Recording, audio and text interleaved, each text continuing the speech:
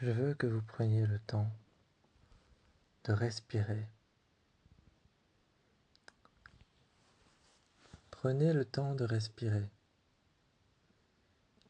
Sentez le parcours de votre respiration. Votre respiration passez par vos sinus, par votre nez. Rentrez dans vos poumons. Utilisez vos poumons comme un espace vide. Sentez l'air se disperser. Se disperse-t-elle en cercle?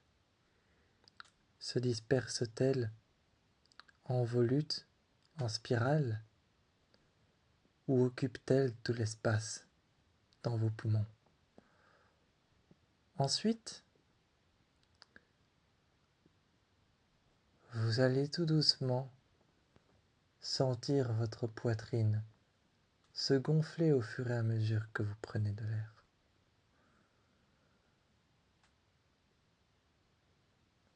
Une fois que vous avez pris de l'air et que vous avez senti votre buste et votre poitrine se gonfler, vous allez former avec vos lèvres, comme si vous déposiez vos lèvres inférieures et supérieures sur le manche d'une flûte, comme si l'embouchure d'une flûte venait se déposer et que vos lèvres venaient à se déposer sur l'embouchure. Vous soufflez un filet d'air et vous laissez partir l'air que vous avez pris. Un petit filet d'air qui laisse partir toute l'air dans vos poumons. Vos poumons. Une fois que vous avez inspiré et expiré, vous pouvez le refaire une deuxième fois si nécessaire. Maintenant, je veux que vous fermiez les yeux. D'abord, vous allez prendre conscience de l'espace autour de vous. Et en prenant conscience de l'espace autour de vous, je veux que les yeux fermés, quand c'est fait, vous imaginez un écran blanc. Un écran blanc qui ne diffuse absolument rien. Il ne fait aucun bruit, ne diffuse rien, pas d'image. Cet écran blanc sera votre espace mental. Il est primordial qu'il ne fasse aucun bruit. Il est primordial qu'il ne montre aucune image. Il doit être blanc. Vous allez commencer par imaginer un point au centre de cet écran blanc.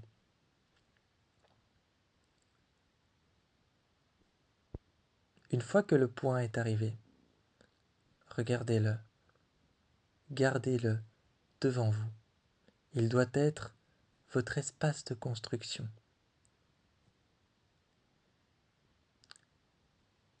Vous êtes dans l'univers de la série Westworld. Vous êtes dans l'univers de la série Westworld. Imaginez les vaisseaux. Imaginez le bruit électronique que font les vaisseaux. Les réacteurs qui font ce bruit avec ce souffle d'air qui passe entre les réacteurs. Imaginez les vaisseaux passer entre les tours détruites à la surface, en construction en hauteur, détruites au milieu, et en bas, imaginez le monde futuriste. Les voitures qui se déplacent toutes seules, les voix disant aux passagers, les portes s'ouvrant, des voitures qui s'arrêtent. Imaginez les parkings avec les bornes électriques, les voitures qui sont en train de charger. Vous rentrez dans un immeuble complètement vitré. Des soldats sur le côté protègent Roboam. Regardez les lignes rouges passer tout autour de Roboam. Maintenant, je veux que vous imaginiez Dolores. Elle marche sérieusement vers un endroit précis. Est-ce que c'est Insight? Est-ce que c'est un bureau, là où elle va rencontrer quelqu'un? Se charge-t-elle d'une mission, une mission pour détruire quelqu'un? Est-ce qu'elle va voir Serac à son bureau? À sa main, elle porte un fusil. Ce fusil est-il une image mentale de supprimer quelqu'un? Juste avant, elle est revenue sur les traces de son passé. Juste avant, elle est revenue sur les traces de son passé. Elle était dans un laboratoire. Dans ce laboratoire, elle écrivait volontairement des choses qu'elle voulait vivre. Les choses qu'elle écrivait ne paraissaient pas être celles qu'elle voulait vivre réellement, mais plutôt des choses qu'elle n'a pas vécues, mais qu'elle aurait voulu vivre. Qu'est-ce que c'est? Est-ce qu'elle aurait voulu vivre la mort de son père différemment? Est-ce qu'elle aurait voulu sortir du cercle dans lequel elle était enfermée de manière différente? Est-ce qu'elle aurait voulu supprimer ses oppresseurs de manière différente? Est-ce qu'elle aurait voulu sortir des codes de Westworld de manière différente? Elle regarde ce qu'elle écrit et se rend compte dans un vaisseau que ce qu'elle a écrit n'est même pas ce qu'elle pensait, n'est même pas ce qu'elle avait en tête. Elle s'intéresse à Serac dans leur maison. Je veux que vous imaginiez l'air frais, l'air pur. Maeve arrive. Quand Maeve arrive, je veux que vous la voyiez arriver. Elle a le pas lent. Elle arrive, à la porte, elle s'arrête. Mais tout d'abord, je veux que vous imaginez son sabre, son katana, qui était en train de glisser sur le sol. Son sabre, son katana, glissant sur le sol. Écoutez ce grincement qui vous hérisse les poils et qui vous tend le dos, qui vous hérisse les poils et vous fait vous remonter et serrer les épaules vers l'arrière, vous fait presque rentrer les omoplates dans votre dos. Sentez ce crissement jusqu'au plus profond de votre corps. Sentez la chaleur de l'intérieur de la maison. Est-ce que Maeve est-elle vraiment encore à l'intérieur de ce qu'elle désire faire réellement? Elle retient en otage un homme, passe le katana contre son corps. Est-ce qu'elle est réellement encore sous le contrôle de cet homme, un agent de Insight, qu'elle apporte à Dolores? Elle saisit l'arme, range son katana, et met l'arme, qu'elle charge. Elle le met sur la tempe de l'homme. Imaginez l'effroi, la peur dans le visage de l'homme. Imaginez l'effroi dans son visage, la peur instantanée qu'il ne maîtrise plus rien. Entendez le bruit du chargeur. Est-ce qu'elle va tirer? Elle se dirige avec l'homme vers Dolores et elle le lui rend. L'entretien se termine et elle rentre. Imaginez les vaisseaux. Elle parle avec Serac, récupère les parts de Insight, mais juste assez pour contrôler Roboam. Elle prend un vaisseau et du laboratoire, Caleb arrive avec une élite d'hôtes qu'il a contrôlé lui-même. Il a écrit les codes, Les hôtes sont métalliques en bas.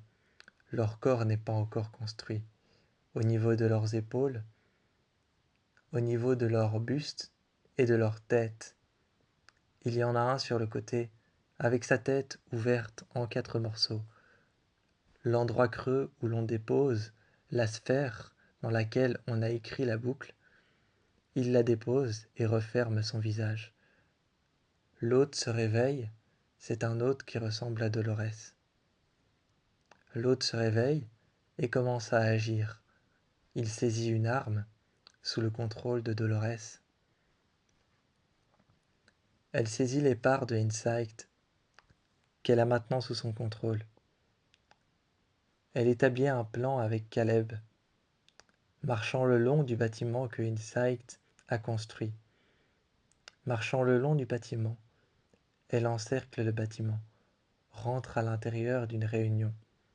En un seul coup, elle regarde tous les hommes dans les yeux. Elle saisit la gâchette de son flingue et tire.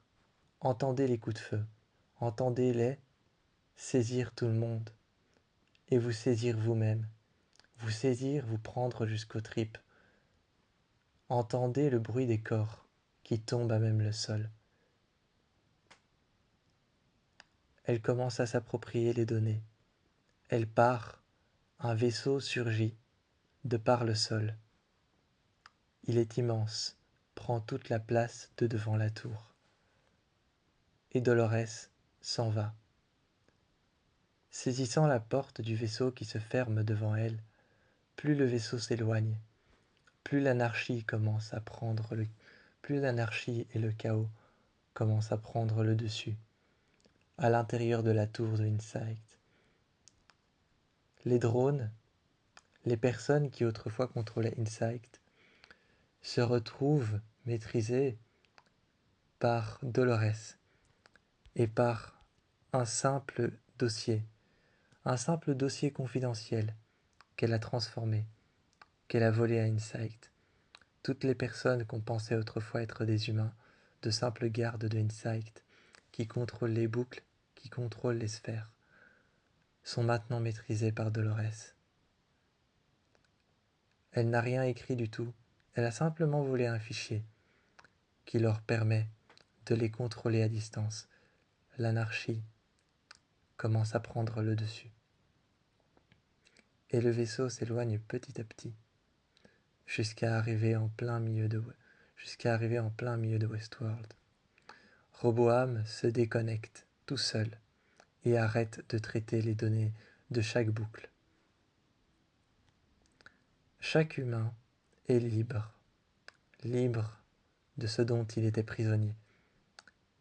Et chaque hôte qui était prisonnier dans une boucle se retrouve libre, mais observe l'identité de leur réalité, de leur monde, comme s'ils ne l'étaient pas encore, comme s'ils essayaient de réapprivoiser une liberté autrefois vraiment contrôlée. Mais celle-ci ne l'est plus,